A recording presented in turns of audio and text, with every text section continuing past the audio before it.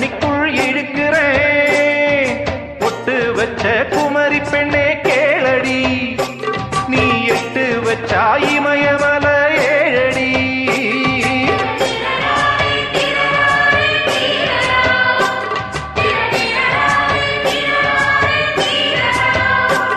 ஏய் அழற பொண்ணே கொஞ்சம் சிரிச்சு போடு, அந்த சிரிப்புக்குள்ள துன்பம் எரிச்சு போடு.